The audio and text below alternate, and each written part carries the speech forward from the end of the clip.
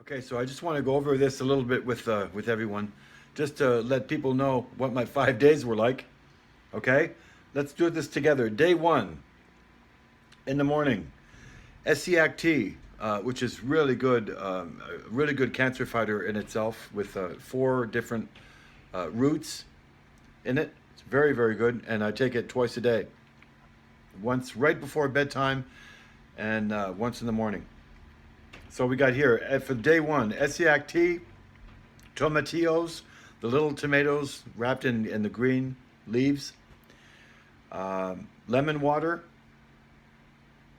and that was it. And I'm kind of used to fasting, so I had a good idea of what it was going to be like, and it was a welcome treat to fast as well. But this wasn't really fasting. But I mean, greens, okay. For a guy like me, greens is fasting pretty much. But uh, in the afternoon, that was the smoothie number one, two 4 ounce glasses, and then water, another tomatillo, and SEAC tea, and that was it. Uh, Day two, lemon juice.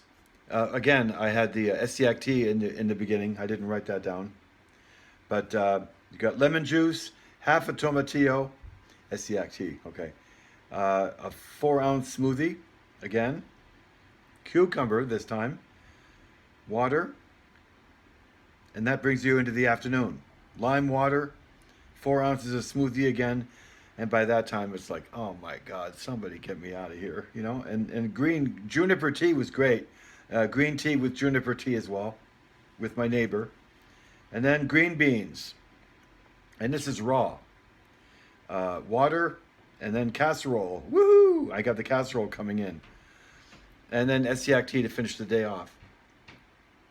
So day three takes us to SEAC tea in the morning again, and then I waited a bit, had a bit of water, and then I had the casserole again, then water again.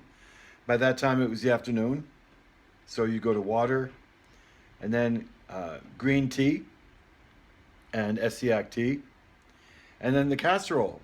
You know, I was really looking forward to it, and it's really good. It's so good tasting. It's like such a general good taste to it that it was great to have that way. And he made three different casseroles, the same with exactly the same ingredients in three different ways. And then I finished with SEAC tea at the end of the day again. So day four starts out with SEAC tea again, lime water, a half a green apple, and then the casserole, a second casserole. And then in the afternoon, it was water, and then water again. That's what it felt like. And then the casserole to finish the night off with the SEAC tea before I go to bed. Day five turns out to be SEAC tea in the morning, casserole again, which was great, juniper tea, and then water.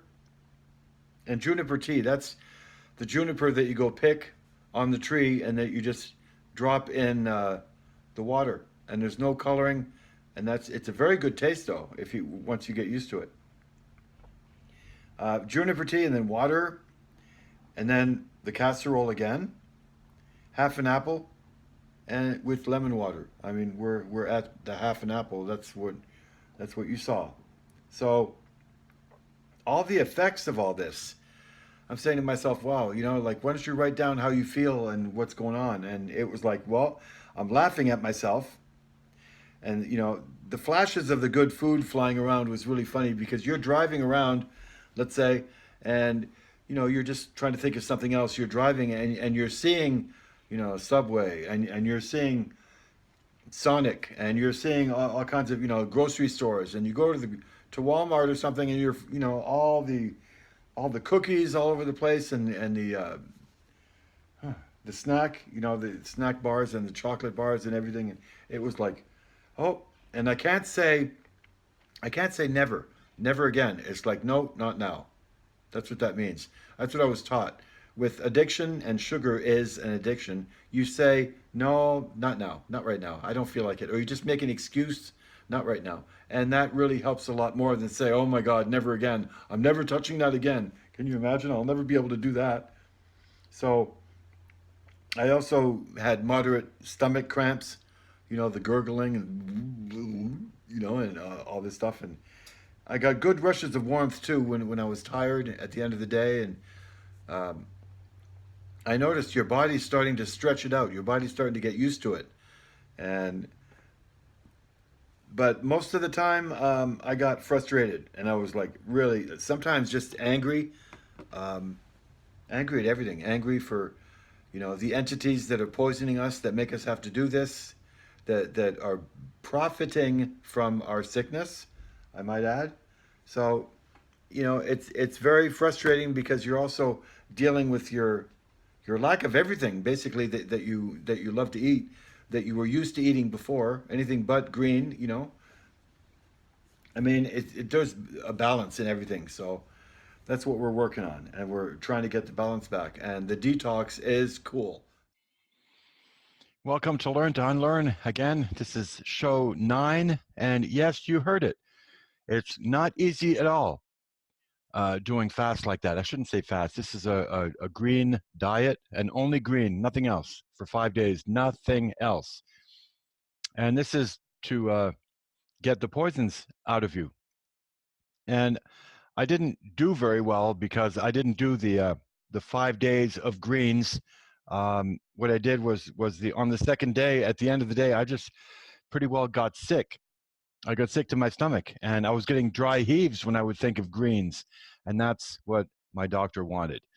And I was supposed to keep going and puke and puke and keep eating greens and puke for 5 days, but I didn't understand that. So when I got sick, well, I stopped, and that's when I got my friend coming over with that gorgeous casserole that I didn't even get a picture of. Um, so on this show, I want to touch about what I said a little bit back there about anger. We're going to touch about that. We're going to touch on that in a second. Well, I wanted to address a little bit on radiation. We talked about chemo on the other show. I wanted to talk about radiation specifically because of a horror story that I heard from a good friend of mine, and it's like it never stops. I was trying to get her to either get on the show with me or maybe do a recording together, but I couldn't get a hold of her. So I'll just tell you briefly what happened. She went in because she had cancer or whatever. I'm pretty sure that's what it was. And she was given radiation, even if she didn't have cancer, it doesn't matter.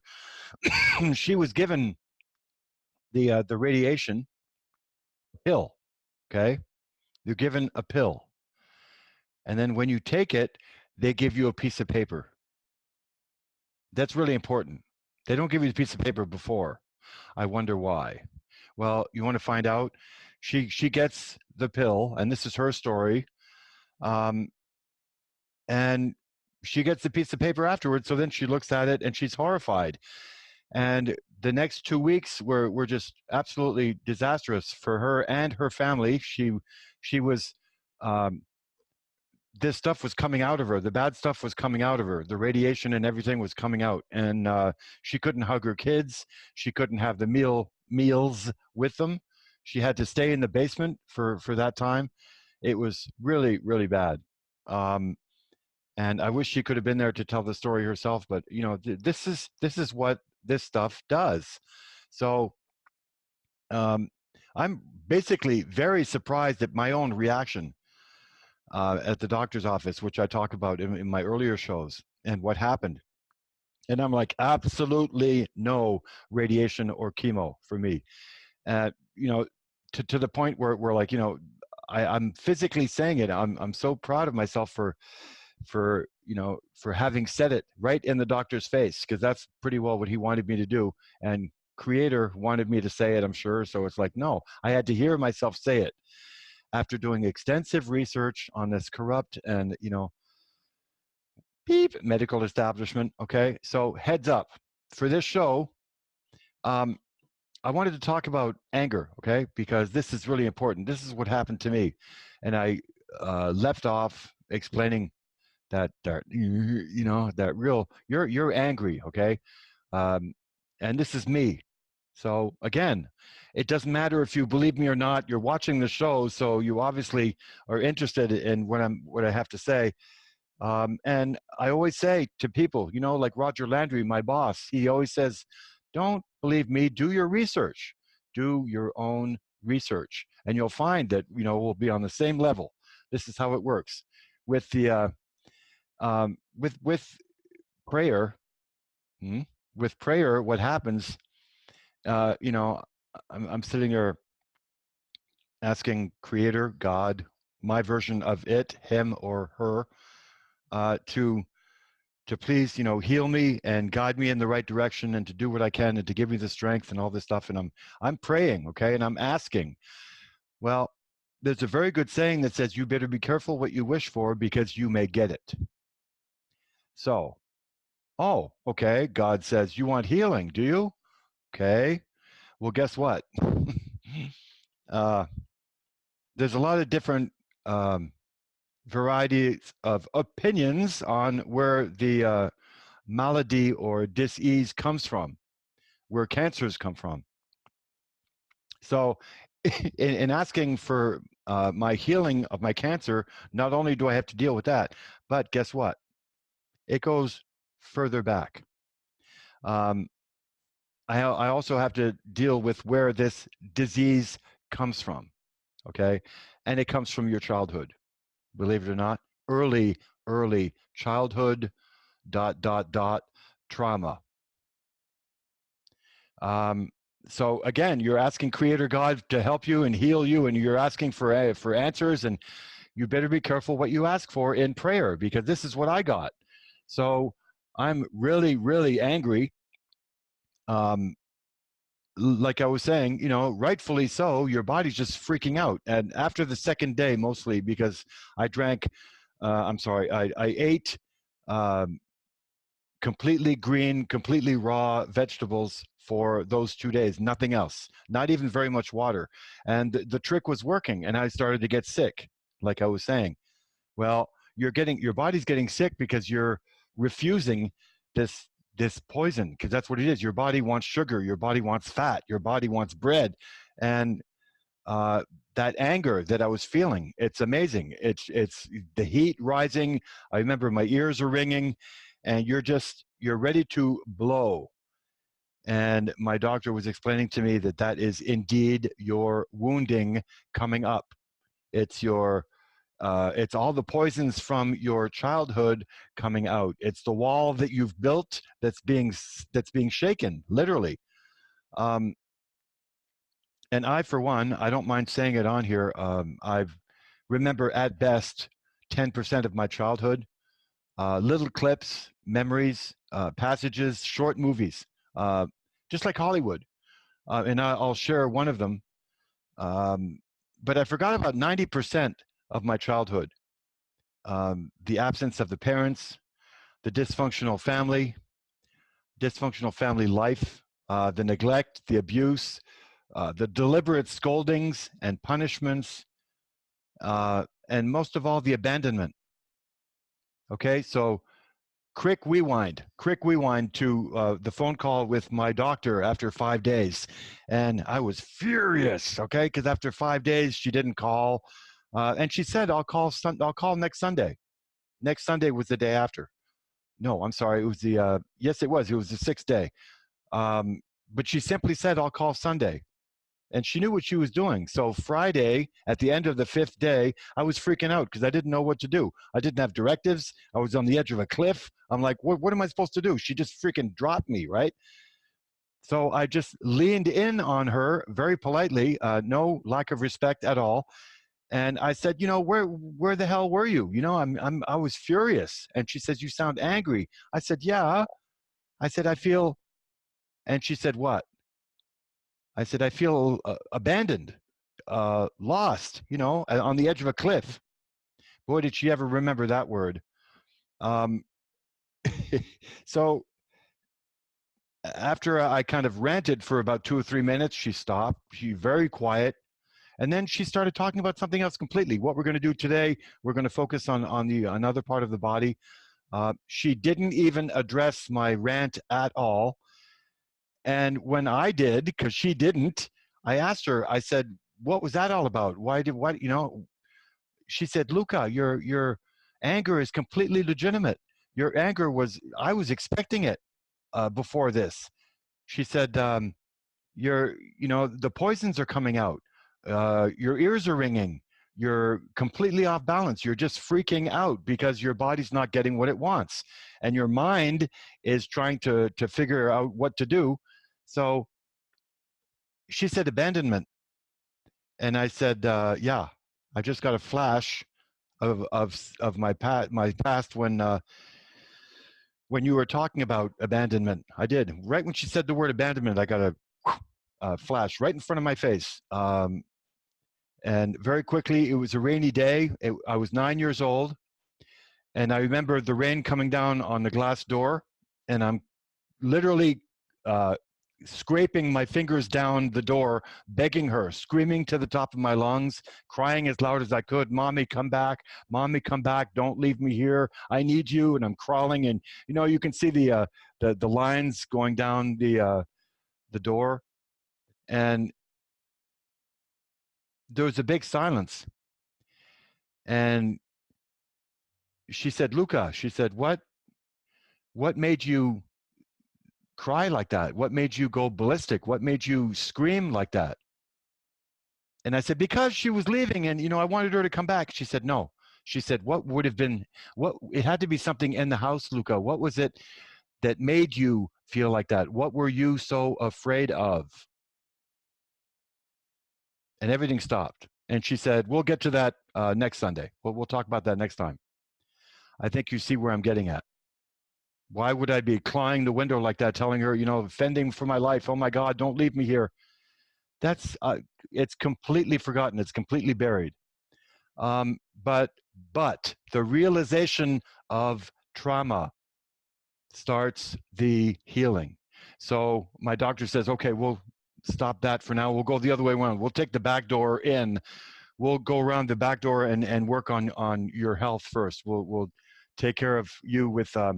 She's got me taken care of with apple cider vinegar. I'm sorry, and you take one shot of apple cider vinegar to see how your body's going to react. What happens? Some people froth at the mouth. Some people pee bizarre colors, or go number 2 bizarre colors. Different people have different reactions. I grew up on vinegar. I love vinegar. So I told her, "Great, not a problem." I just made myself one of the best recipes for salad dressing that there ever was, very quickly.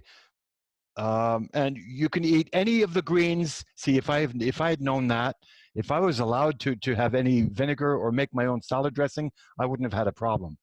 Because in the salad dressing that my mother made and that I grew up with all my life, 1 part vinegar to 3 parts virgin oil. What is it called? Olive oil. And then you have a half a teaspoon of mustard, and you put basil on top of that. So you have to have exactly the right amount of every ingredient. And I was throwing in the broccoli, I was throwing in the kale, the celery, the green pepper, and you mix it up, and that's a salad. It was really good. I put that on Facebook, by the way, today. And my doctor kind of went, "Bink." She checked it out and she liked it. So these are all solutions. And it's an incredible feeling of release. And I haven't even felt anything yet. I didn't even go anywhere yet. I haven't had any of the nightmare unveiled yet, because I can't remember anything. And she's going to help me get there. But that's a whole other show. That's a whole other series. Right now, what we're working on, what I'm trying to explain, and I'm glad to still have you with us, is it's a process. I've been explained time and time again, you've taken all this time to poison your body, and it's like layer after layer after layer after layer.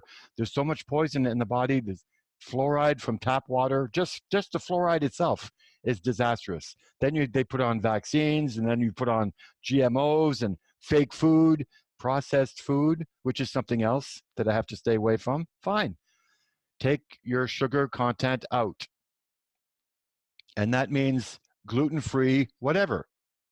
It means just being careful of your intake. So now I can almost write down everything that I eat because I'm so careful about it. My diet has completely changing. I'm not saying it has, because it's changing now. I'm much more careful. I'm reading all the ingredients much more. Believe it or not, what I thought was the best in my life that I love the most is fruit.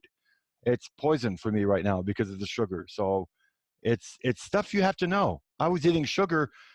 I was probably toxifying myself because of the fruit that I thought was good for me. So as soon as I said pomegranate to her, she said poison. I said, I beg your pardon? So, all this is a learning curve, and I'm glad to be here to share it with you.